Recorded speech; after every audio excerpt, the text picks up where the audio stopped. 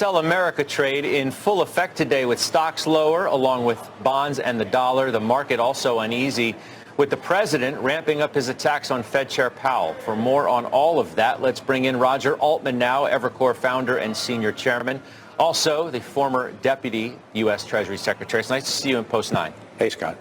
Is that what this is, do you think, a quote-unquote sell America? Wall Street Journal today writing about that, saying that that trade is the worst since 2008. What do you think? Well, I think there's some beginning evidence of that, but too soon to say it's a sweeping trend.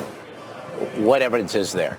So you see again today, and this is alarming, the combination of falling equity prices, falling bond prices, and therefore higher yields, and a weaker dollar.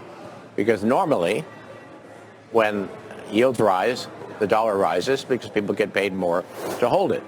So you have to conclude that investors are now desiring a higher risk premium to own U.S. assets, and you have to think there's some capital outflow going on with a greater preference at the margin for foreign assets and gold as compared to U.S. assets, because you see an all-time high in gold and you see a 3-year low in dollar euro, for example.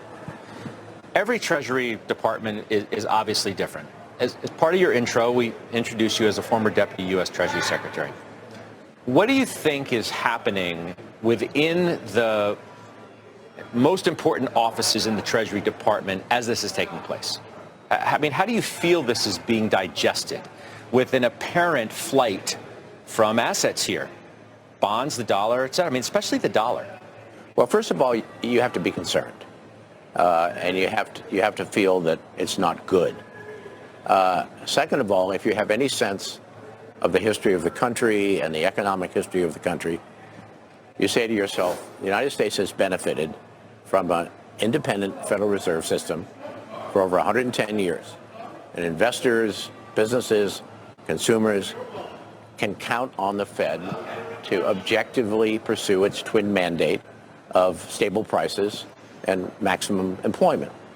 And imagine if we hadn't had a fully independent Fed in 2008 to 2009, or when COVID first erupted, when the Fed stepped in and essentially saved the system, both those times.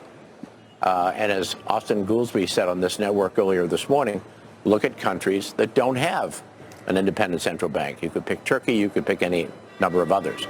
Typically, inflation is higher, growth is slower, and employment is lower.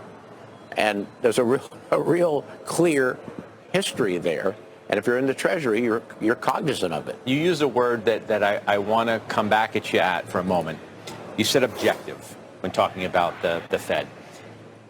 Independence and objectivity are two different things. There are some who suggest that this Fed hasn't been objective at times, that they've been political.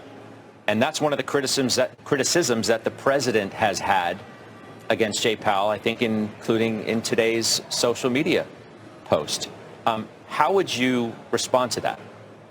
Well, I myself have not noticed or detected a political element to the Fed as long as Jay Powell has been the chairman. Has the Fed been perfect? No. When inflation first surged following the eruption of COVID, he described it as transitory, and it turned out to be anything but transitory.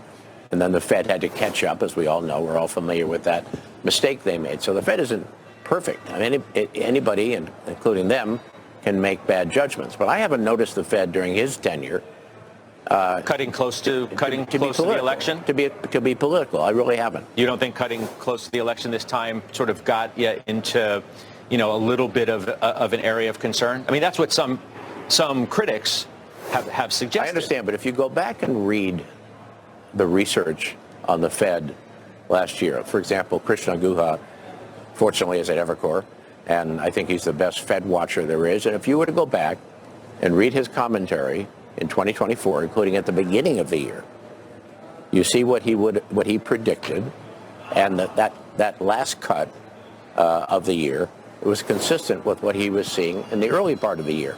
It wasn't a last-minute political thing. Now, has the Fed ever considered politics in its 13-year history? Probably has. I can remember when I was first in the Treasury, Arthur Burns was then the Fed chairman, and a lot of people were critical of Burns for being too political. So maybe there have been moments when the Fed has tilted politically, but I don't think they've been egregious. And I think most people would say, over its history, the Fed has lived up to its independence. Do you worry about the president actually trying to fire Chair Powell? I do. I do worry about it because President Trump is a decisive guy, and often people don't take him seriously when he threatens certain things, and often he turns out to follow through and do them. The tariff war being a good example of that. So I do worry that he might do that. What do you think the market reaction would be? Extremely negative. Extremely negative. And today tells you that because even the threat has investors fleeing for the hills. Powell has been asked multiple times, obviously, whether he would leave if the president tried to fire him. He said emphatically no. You think that's true? I do, but with a level of hesitation. Well, I don't know Jay Powell well enough personally. I shouldn't say I don't know Jay Powell, so I really don't know how he would act at that moment. But I suspect he would be good to his word to resist it, because he would be thinking about the history of the Fed, and he would want that to go to the courts and have the courts hopefully rule that the president doesn't have the legal right to do so. So I would strongly suspect he would follow through and resist. How closely are you watching that Supreme Court case then, which is really all about the ability of the president to fire the heads of quote unquote independent agencies? Well, a lot of these controversies, whether it's this one involving the Fed and other independent agencies, whether it's the president's ability to impound money that's already been authorized and appropriated by the Congress, or whatever else it is, are going to end up in the lap of the Supreme Court. And some of these cases, like the one I just mentioned on impoundment, are going to be monumental cases. Really historic. And the court is going to be on the hot seat. I really appreciate your experience and your insight. Thanks for sharing it with us. Thanks for having me. Roger Altman of Evercore. Right here, Post 9. Up next, Tesla shares slipping again ahead of its earnings report tomorrow. We'll tell you why and what to watch for now from those numbers. We're coming right back on the bell after this.